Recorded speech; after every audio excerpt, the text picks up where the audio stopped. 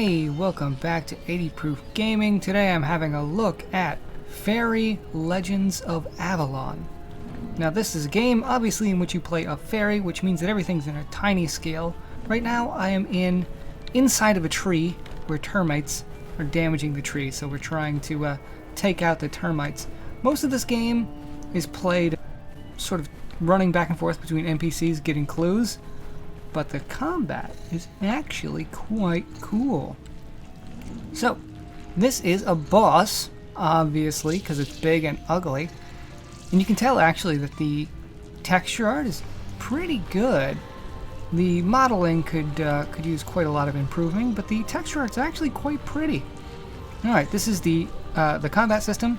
As you level up, you get more and more actions to work with, and some attacks take more than one action.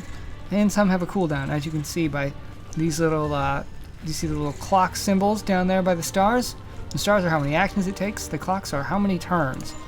Now, since I actually can't use Inferno at the moment, because it takes one turn to be active, I'm going to fireball as many things as possible. Fireball, as is true in a lot of these kinds of games, causes burning. In this game, burning causes the exact same damage you did on the first hit, for two subsequent turns, so it's actually quite good. See how these things deal with lightning damage. I'm kind of spreading my damage around a bit because I actually do a ton of AoE damage. Just gotta get to the point where I can start doing it. Okay, what else do I want to do? I want to destroy. Nice. Love my Drake. Little pet dragon there.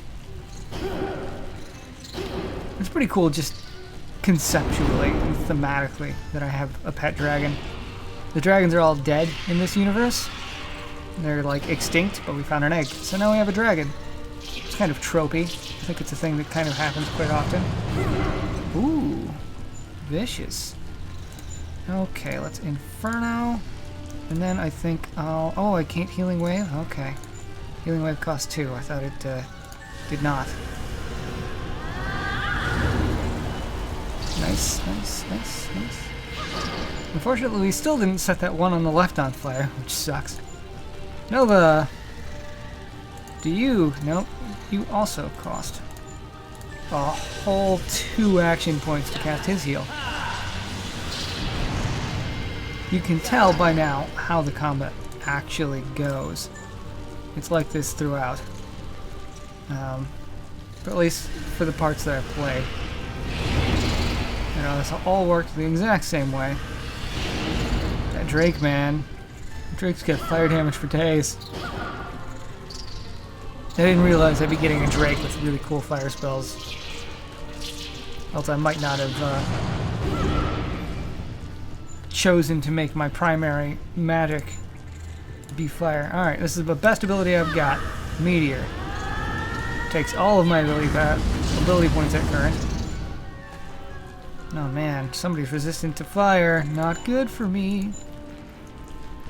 Okay, I would like to actually just heal myself instead of worrying about anything else at the moment.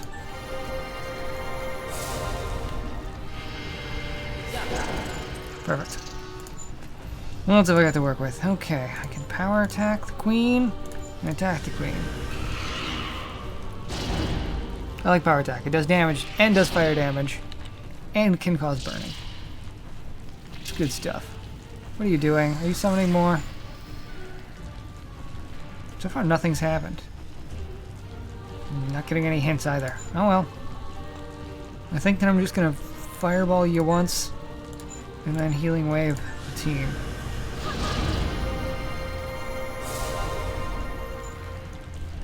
Good work, good work. Aziel. That's on cooldown, okay.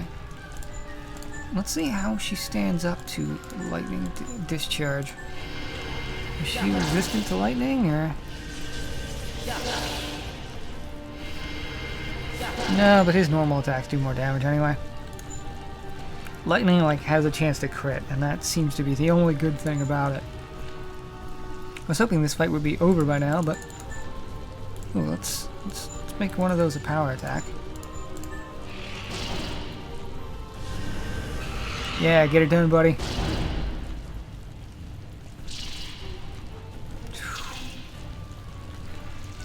Having some trouble here. Okay. I'm not really having trouble, I'm just... It's taking longer than I would like. Considering this is a boss fight and I'm really not running into any trouble, you definitely want to put this game on hard, I think.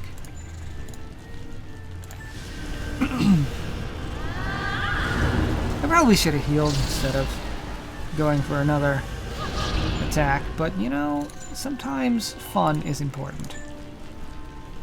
And I really, really do enjoy fun. So I'm a firm supporter in choosing fun over the alternative. Almost got the Queen Termite taken out. Inferno, and an extra fireball. I just don't see the point in bothering and focusing on the little young termites that she summoned. Especially not when she's about to die in another turn. Ooh. I better use Faye's massive everybody heal. Oh, but I might have Meteor up. I'm gonna use Meteor instead. I'll have Aziel heal the Drake. Meteor Storm!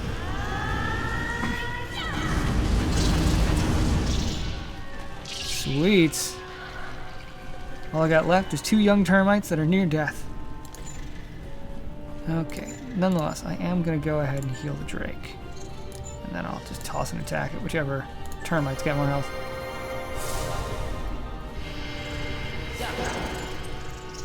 Nice! I'll have the Drake walk up and swing to end the fight. That's what combat looks like. Hopefully. Yeah, this is the storyline. This is how the storyline works. It's not voice acted at all. I mean, this was made by essentially an indie game company. They are mostly known for making Xbox Live Arcade titles. So this isn't all that shocking to have no voice acting. They probably don't have enough money to afford it.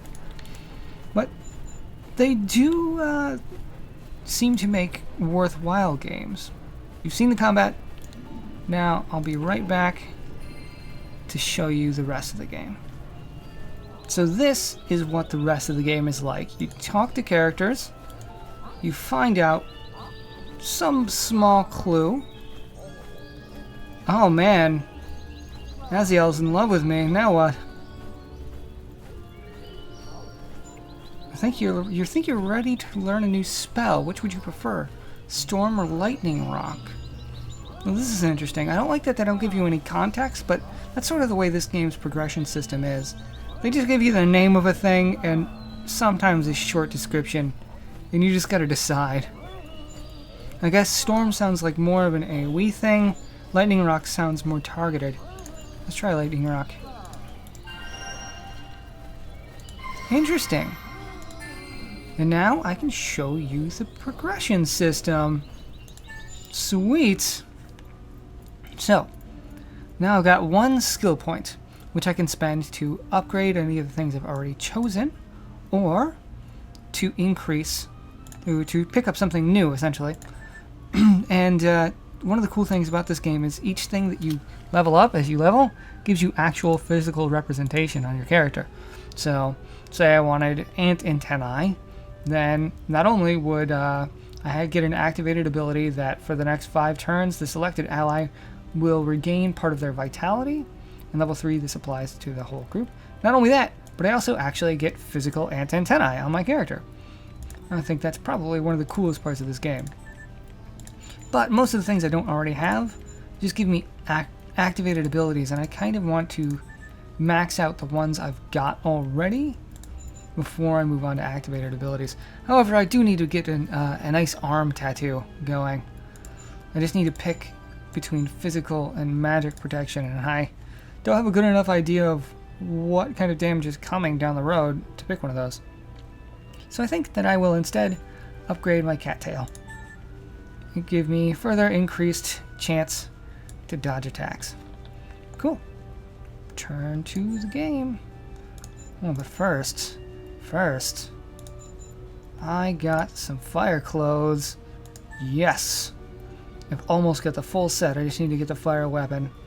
And then I will be ready to double the bonus. It's gonna be sweet. Turn to game. Alright, looking good. Looking good. Okay, now, so the way most of this game is played is you get little hints in conversations about something that you need to talk to other people about. And so then you go in, you ask them questions, and you ask about that thing. Let's see if it's in Yggdrasil. No. So this guy doesn't have any information for me. The last hint I got was that humans were dumping waste. Here it is. So, eventually, you find out exactly what you need to do. You go to that place. And so now, I found that the humans are contaminating our Yggdrasil. But yes, you get the idea. This is how the majority of the gameplay works. You walk from place to place, kind of following the clues. It's horrible, but the cool thing is that you get to fly that whole time, and flying is kind of a blast, I gotta say. This is one of my favorite things in this game, is that you can just fly around places. And of course there are like invisible walls and stuff. You can only go so far, because they only had so much planned to be content, and there'd be no point in going there anyway. But it's fun to do that part. There is sort of a caveat to that, is that because you are a fairy and the architecture of the levels are meant to be sort of huge, it's easy to kind of get a little bit confused as to where you are. Like, especially in this tree. Trying to figure out where you're going in this tree was an absolute pain in the ass. But when you consider that this is kind of a budget title, it might still be worth having a look at, especially if you're kind of like jonesing for some turn-based RPG action. It might be worth having a look. If not, I'd give this one a pass. Remember to subscribe if you want to see more, like if you liked it, and if you didn't, then tell me why in the comments. See ya!